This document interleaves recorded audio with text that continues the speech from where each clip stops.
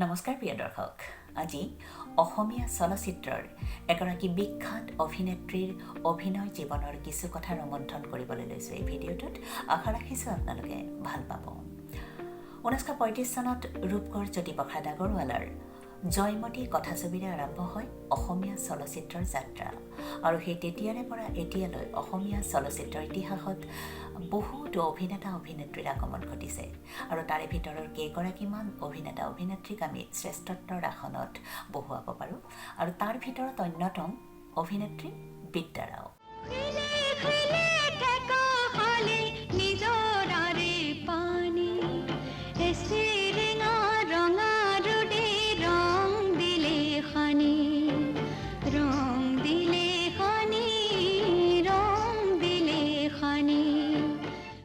হয়, বিদ্যা ৰাওৰ অভিনয় জীৱনৰ কিছু কথা ৰোমন্থন কৰিম আজিৰ এই ভিডিঅ'টোত।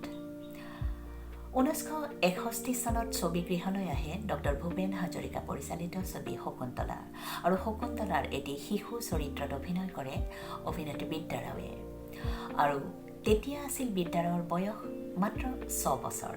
এনেদৰে 6 বছৰতে বিদ্যা ৰাওৱে আৰম্ভ কৰে নিজৰ অভিনয় যাত্ৰা, আৰু তাৰ পৰৱৰ্তী সময়ত 1965 চনত আমি ডক্টৰ ভূপেন হাজৰিকাৰ আন এখন ছবি প্ৰতিধ্বনিত বিদ্যা ৰাওক দেখিবলৈ পাওঁ, আৰু তাৰ পাছত লটি ঘটিৰ কেন্দ্ৰীয় চৰিত্ৰত ভূপেন হাজৰিকাই অভিনয় কৰোৱাই বিদ্যা ৰাওক, আৰু তাৰ পিছত আমি লাভ কৰোঁ সংগ্ৰাম, চিকমিক বিজুলী, অপৰাজেয়, মুকুতা আদি ছবিত বিদ্যা ৰাওৰ অভিনয়। জীবন্ত তুমি যদি ভাল পাবা, জীবন্ত তুমি যদি ভাল পাবা, হাঁহি লোৱা নাচি লোৱা, হাঁহি লোৱা নাচি লোৱা, নাচি নাচি মজবুল হোৱা। প্ৰিয় দৰ্শক, বিদ্যা ৰাওৰ অভিনয় জীৱনৰ আটাইতকৈ উল্লেখ্য বৰ্ষ 1971 চন।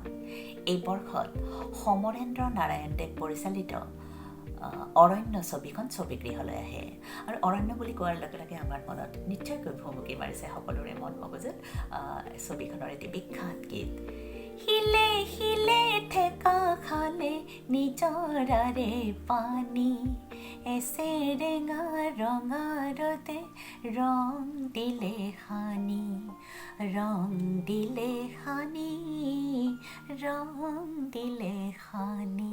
হয়, বিদ্যা ৰাওৰ অনবদ্য অভিনয়ে এইখন ছবিৰে আমাৰ মন মগজুত ৰং সানিছিল, আৰু এইখন ছবিৰে বিদ্যা ৰাও আমাৰ সকলোৰে বাবে চিনাকি চৰিত্ৰ হৈ পৰে, চিনাকি অভিনেত্ৰী হৈ পৰে।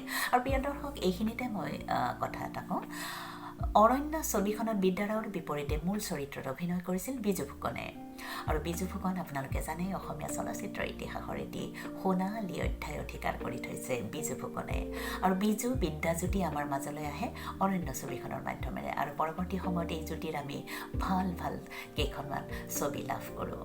যাহওক, এতিয়া আমি বিদ্যা ৰাওৰ প্ৰসংগলৈ ঘূৰি আহিছোঁ। অৰণ্যৰ পাছত আৰু বিদ্যা ৰাওৱে কেতিয়াও পিছলৈ চোৱাৰ অৱকাশ নাপালে।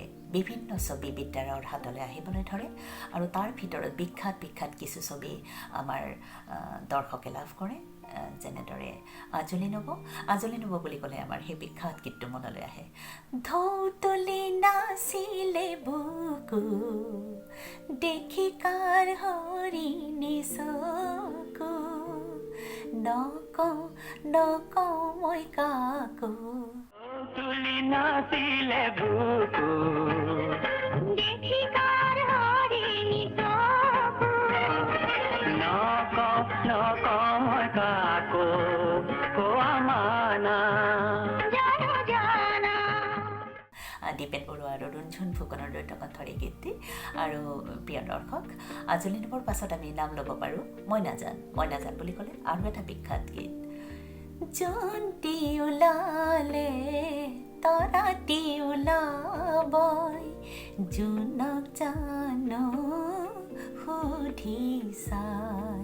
ঘৰ সংসাৰ, ঘৰ সংসাৰ বুলি ক'লে এটি বিষাদময় গীতে আমাৰ মনত দোলা দিয়ে, বিদ্যা ৰাওৰ ওঠেৰে বাগৰা, বহুতকে বহু দিও নাপালো একোকে, হৃদয় উজাৰি দিও।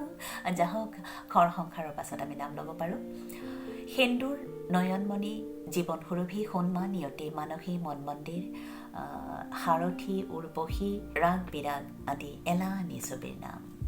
এইসমূহ ছবিৰ মাধ্যমেৰে বিদ্যাৰাও এগৰাকী অসমীয়া চলচ্চিত্ৰৰ তাৰকা হৈ পৰে। এইখিনিতে মোৰ ক'বলৈ ভাল পাম যে অসমীয়া চলচ্চিত্ৰৰ দুই ছুপাৰষ্টাৰ মহাতাৰকা বিজু ফুকন আৰু নিপন গোস্বামীক বিদ্যাৰাওৰ সৈতে জুটি বন্ধাত অসমীয়া দৰ্শকে ভালেমান ছবি উপহাৰ পায়। এনেদৰে বিভিন্ন ছবিৰে বিদ্যাৰাৱে সুন্দৰ অভিনয় আৰু সৌন্দৰ্যৰে আমাৰ মন মগজুত চিৰদিনলৈ বুলি ঠাই অধিকাৰ কৰিলে। প্ৰিয় দৰ্শক, বিদ্যাৰাওৰ অভিনয় জীৱনৰ কিছু কথাৰে আজিৰ এই ভিডিঅ'টো প্ৰস্তুত কৰিলোঁ। আশা ৰাখিছোঁ আপোনালোকে ভাল পালে আৰু আগলৈও এনেদৰে বিভিন্ন অভিনেতা অভিনেত্ৰীৰ লগতে আন আন শিল্পীসকলৰ অভিনয় জীৱন বা শৈল্পিক জীৱনৰ বিষয়ে ভিডিঅ' প্ৰস্তুত কৰিম। আপোনালোকে চাই থাকিব। আজিলৈ এৰিছোঁ। নমস্কাৰ।